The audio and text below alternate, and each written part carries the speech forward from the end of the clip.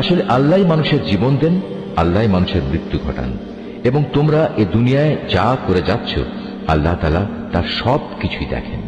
তোমরা যদি আল্লাহর পথে নিহত হও অথবা সে পথে থেকেই তোমরা মৃত্যুবরণ করো, তাহলে আল্লাহর পক্ষ থেকে যে রহমত ও ক্ষমা লাভ করবে তা হবে কাফেরদের সঞ্চিত অর্থ সামগ্রীর চাইতে অনেক বেশি উত্তম। আল্লাহর পথে যদি তোমরা জীবন বিলিয়ে দাও অথবা তাঁরই পথে তোমাদের মৃত্যু হয়, তাহলেই তোমাদের কি করার থাকবে? কারণ তোমাদের তো একদিন আল্লাহ তাআলার সমীপে এমনি একত্রিত করা হবে। এটা আল্লাহর এক অসীম দয়া যে তুমি এদের সাথে ছিলে কোমল প্রকৃতির মানুষ। এর বিপরীত যদি তুমি নিষ্ঠুর ও পাষাণ হৃদয়ের মানুষ হতে, তাহলে এসব লোক তোমার আশপাশ থেকে সরে যেত। অতএব তুমি এদের অপরাধসমূহ মাফ করে দাও, এদের জন্য আল্লাহর কাছে ক্ষমা প্রার্থনা করো এবং কাজকর্মের ব্যাপারে এদের সাথে পরামর্শ করো। অতঃপর সে পরামর্শের ভিত্তিতে সংকল্প একবার যখন নিয়ে নেবে, তখন তার সফলতার জন্য আল্লাহর উপর ভরসা করো। আল্লাহ তাআলা তার উপর নির্ভরশীল মানুষদের ভালোবাসেন। যদি আল্লাহ তাআলা তোমাদের সাহায্য করেন, তাহলে কোনো শক্তি তোমাদের পরাজিত করতে পারবে না।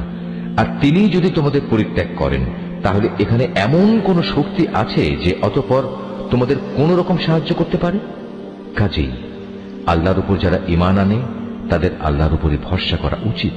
কোন নবীর পক্ষে কোন বস্তুর খেয়ানত করা সম্ভবই নয়। হ্যাঁ, মানুষের মধ্যে কেউ যদি কিছু খেয়ানত করে, তাহলে কিয়ামতের দিন সে ব্যক্তিকে তার খেয়ানতের সে বস্তু সহ আল্লাহর দরবারে হাজির হতে হবে। অতঃপর প্রত্যেককেই তার অর্জিত ভালো মন্দের পাওনা সঠিকভাবে আদায় করে দেয়া হবে। সেদিন তাদের কারো ওপর অবিচার করা হবে না।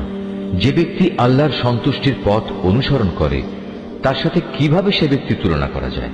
যে আল্লাহর বিরোধী পথে চলে শুধু তার ক্রোধই অর্জন করেছে, তার এমন ব্যক্তির জন্য জাহান্নামের আগুন হবে একমাত্র বাসস্থান, আর তা হবে সত্যিই একটি নিকৃষ্ট আশ্রয়স্থল।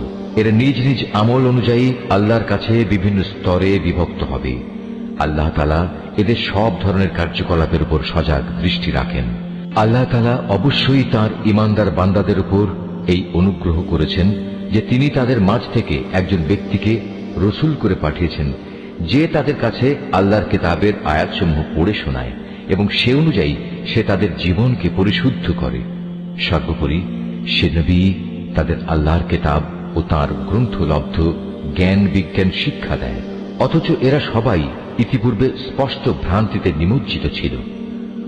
যখনই তোমাদের উপর ওহদ যুদ্ধের বিপদ নেমে এলো, তখনই তোমরা বলতে শুরু করলে, পরাজয়ের এই বিপদ কিভাবে এলো, কার দোষে এলো? অথচ বদরের যুদ্ধে এর চাইতে দ্বিগুণ পরাজয়ের বিপদ তো তোমরাই তাদের ঘটিয়েছিলে। হে নবী, তুমি বলো, এটা এসেছে তোমাদের নিজেদের কারণেই। আল্লাহ তাআলা সর্ববিষয়ের উপর অসীম ক্ষমতায় ক্ষমতাবান। উহুদের ময়দানে দুদলের সম্মুখ লড়াইয়ের দিনে যে সাময়িক বিপর্যয় তোমাদের উপর এসেছিল, তা এসেছে আল্লাহর ইচ্ছায়। এই বিপর্যয় দিয়ে আল্লাহ তাআলা এ কথাটা জেনে নিতে চান কারা তাঁর উপর সঠিক অর্থে ঈমান এনেছে। এর মাধ্যমে তাদের পরিচয় তিনি জেনে নেবেন।